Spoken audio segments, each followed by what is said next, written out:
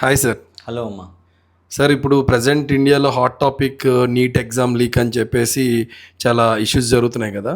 So మీకు దాని మీద ఒపీనియన్ ఏంటి? అండ్ మీ టైంలో ఎట్లాంటి లీకేజ్ కానీ ఏమైనా జరిగినాయా? యాక్చువల్లీ అమ్మా, నీట్ ఎగ్జామ్ లీక్ అనేది అసలు ఫస్ట్ ఆఫ్ ఆల్ ఒక ఎగ్జామ్ పేపర్ లీక్ అయితే కనుక స్టూడెంట్ చాలా డిప్రెషన్లోకి వెళ్ళిపోతారు. ఎందుకంటే వాళ్ళకి ఒకసారి ర్యాంక్ తెచ్చుకొని దాని తర్వాత పేపర్ లీక్ అయింది అని అంటే మళ్ళీ చదవాలి అంటే చాలా టెన్షన్ మౌంట్ అయి ఉండిద్ది ఈ ఎగ్జామ్స్ అనేవి. ఈ ఎంబీబీఎస్ ఎగ్జామ్స్ రాయటం కానివ్వండి, లేకపోతే ఎంబీబీఎస్ తర్వాత పోస్ట్ ఎంబీబీఎస్ నీట్ అనే ఎగ్జామ్ ఇవ్వటం కానివ్వండి, చాలా ట్రామా ఉండిద్ది మైండ్కి.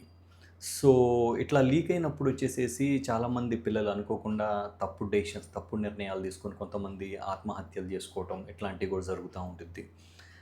నెక్స్ట్ వచ్చేసేసి గవర్నమెంట్ కూడా చాలా ఇంకా కట్టుదిట్టమైన చర్యలు తీసుకొని ఇట్లాంటి లీక్ కాకుండా చూసుకోవటం అనేది గవర్నమెంట్ వైపు నుంచి ఉన్న బాధ్యత.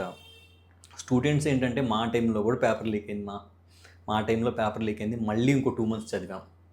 పేపర్ లీక్ అయింది, మేము కూడా ధర్నాలు ఇవన్నీ చేసాము.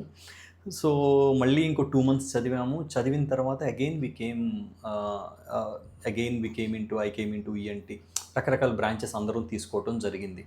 అంటే ఏంటంటే కనుక ఇదేమి అంటే ఒక చిన్న ప్యూన్ లీక్ చేస్తే దానికి వి కాంట్ అంటే మనం ఇంకా హయ్యర్ అథారిటీస్ని వాళ్ళని నిందించలేము. దట్స్ వై ఇట్లాంటివి జరిగినప్పుడు స్టూడెంట్స్ మాత్రం ప్యానిక్ అవ్వకుండా కొంచెం ధైర్యంగా ఉండాలి. ఎవరికైనా ప్యానిక్ సిచ్యువేషన్ వస్తుంది. ఎంతో కష్టపడి చదువుతాం, డెఫినెట్లీ ప్యానిక్ సిచ్యువేషన్ వస్తుంది, రాదని కాదు.